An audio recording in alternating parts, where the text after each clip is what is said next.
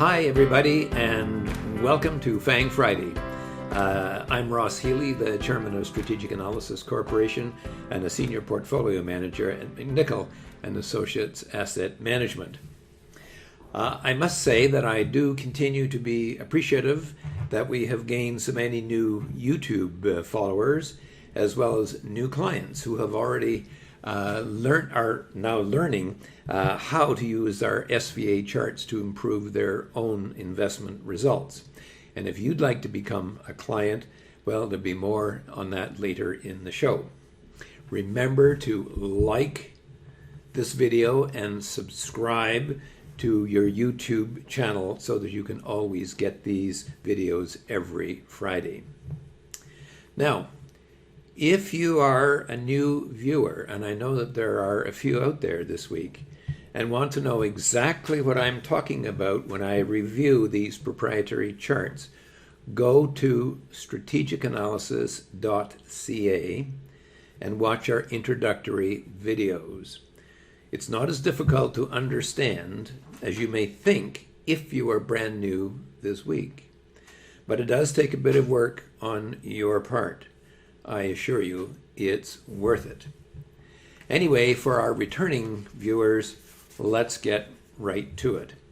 Now, remember last week, I reviewed the earnings updates for most of the FANG stocks. And of course, with those earnings results came balance sheets. And with a little bit of a lag, it's taken a few days to get it into our data purveyor's system, and now we have downloaded it and got it into our own system. And the first thing I think that you should notice is that, first of all of the charts have been updated, except for NVIDIA, which has not reported yet, and are correct, and there have been some balance sheet changes.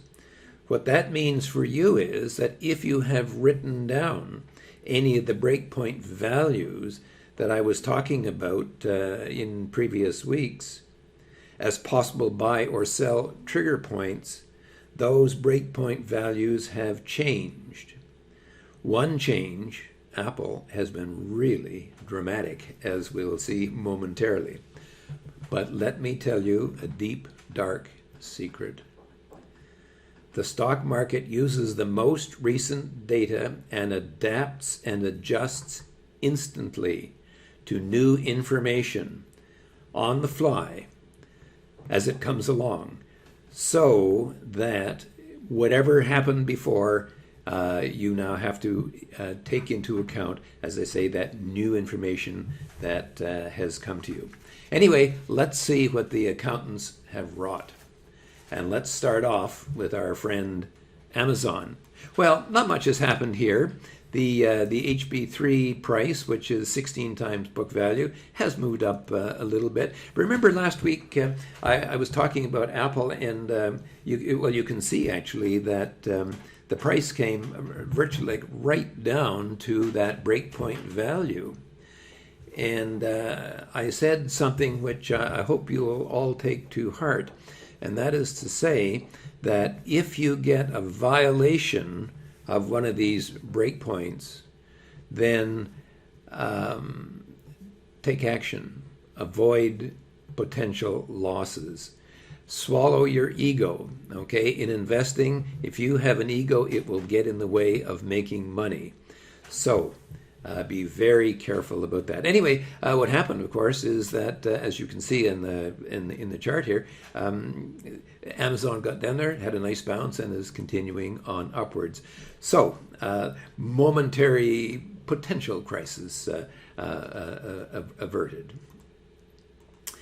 Now, something interesting has happened this week, however, and that is to say that two stocks have actually gone from the bottom of one of their minor zones here, okay, and Alphabet is one of them. You can look at this. It's moved from its super growth price, that's 3.5 times book value, and it's almost up to its low super growth price, that's 4.5 times book value. Okay, in fact, I believe that the stock today actually I think it touched about $1,408, so very, very close to it. Now, the problem that we run into when the stock gets to one of the breakpoint values is sort of, now what? Is it going to come up and break through, or is it going to inflect and turn down? And indeed, you see, when you look at the fair market value, a line which is actually it had a downwards drift, and now that's accelerating on the downside. One would think that there may well be some pressures on this stock, simply due to the fact that the fair market value is falling. What I'm now going to do is I'm going to turn, and I'm going to look at Alphabet from a much longer term point of view, because we want to see what happens when the stock historically in the last 10 years has got up to its low super growth price. Well, in the early part, the stock price couldn't get any further. Later on, every time that the stock price got up to its low super growth, it did break out and then fell right back down again. And indeed, this one here in August 2008, there was a huge downturn. There was a tiny little breakout here in May, and then in January there was another one before that COVID crash. Now we are right back to that breakpoint value. I would have to say, based on recent experience, that we might well expect the stock to possibly break out maybe a little bit and have a little bit of a run. But I would also have to say that Alphabet is getting pretty close to the end of its tether. And again, looking at that falling fair market value, it does make me somewhat concerned. If it were me, I probably would simply take my profit. It's been very nice, thank you, but I'm going to take my money and live to fight another day. Facebook, look at this, same thing. And of course, what's interesting about Facebook and with Alphabet is that both of these companies are highly reliant upon advertising, and you can see what's happening to the fair market value. Alphabet was actually accelerating down, whereas Facebook has simply continued its downward trend. My confidence in Facebook breaking out is perhaps a little bit less than Alphabet, and I would be somewhat inclined to say, you know something, if this thing breaks out, I might sell it now. If it breaks out, I might buy it again, because usually, remember what happens in a breakout? We've seen this many times over the past year. You get a breakout and then a check back and then on. So I'm not going to miss much. In the meantime, I'm going to de-risk my portfolio somewhat.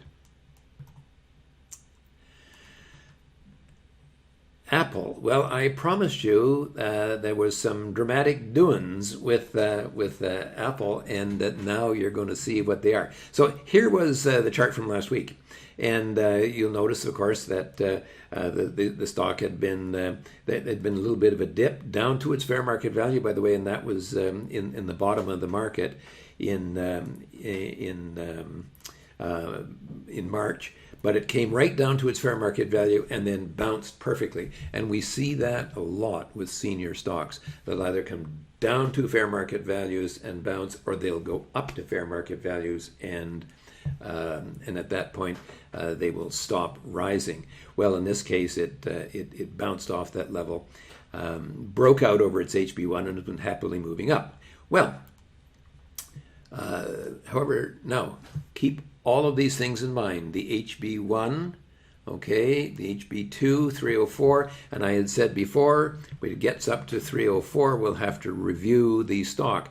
Well, hold on a second here, because here is what has happened with the with the company with its March balance sheet now integrated into our chart, and see that right there. It's now been integrated, and look what's happened. The stock is still bounced off its fair market value, all right, but now instead of the HB1 level, the balance sheet aggregates have fallen so far that the stock is actually now not broken out over HB1 but HB2. So that is quite a decline in the equity per share of the company. And now instead of having a potential ceiling at 307, okay, it now may be 332.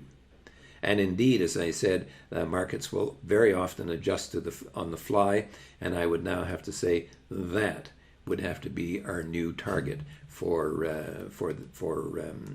Apple. Netflix, poor Netflix. You know, they keep, the stock keeps coming up against the HB4, and by the way, we've got the new balance sheet in here as well, so you can see a little bit of an upturn in the balance sheet. But it keeps coming up against that HB4, which is roughly 20 times book value, and it just won't break out.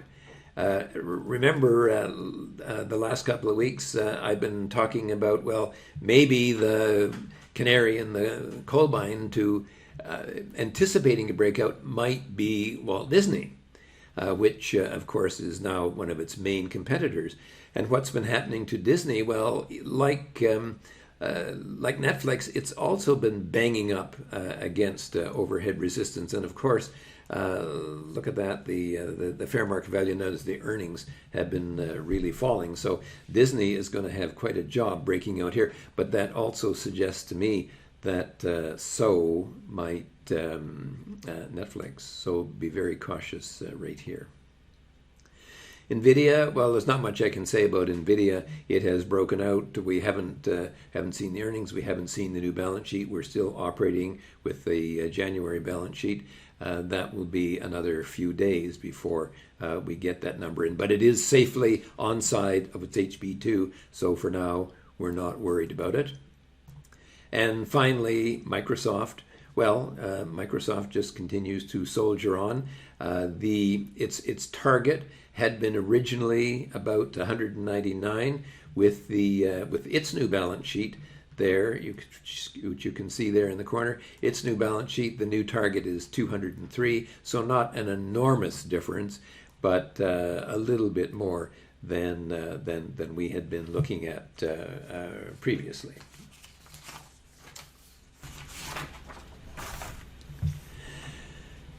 Anyway, that's it for FANG Friday this week. I hope you've enjoyed it. If you're interested in taking the next step in your investing journey, as a number of you now have over the past few weeks, send us an email at info@strategicanalysis.ca. Clients get all kinds of benefits, not just access to the 3,000 charts of North American stocks, but daily commentary, trade ideas, and regular webinars where we get into the nitty-gritty details of how to use the charts in order to become a better investor. And best of all, of course, the service is completely tax deductible against your income, so it's practically free. Weekly viewers will recall that we were offering a half price for the first 3 viewers to sign up at the beginning of May, and the 3 of you have already taken advantage. So if you want to have that discount, you'll have to be a little bit faster when June comes around. However, I will say that if saving money is your aim, then signing up for SVA now will likely do that for you. When you sign up, by the way, allow me to tell you that I will personally take you through the system on a one-on-one video conference and show you how to use it to become a more confident and profitable investor. If this sounds something that you think is in line with your goals, then let's take the next step together. Anyway, for now, this has been Ross Healy, the chairman of Strategic Analysis Corporation and a senior portfolio manager at McNichol & Associates Asset Management, reminding you that nothing including investing, is difficult if you have the right tools. Have a good week. I'll see you next Friday.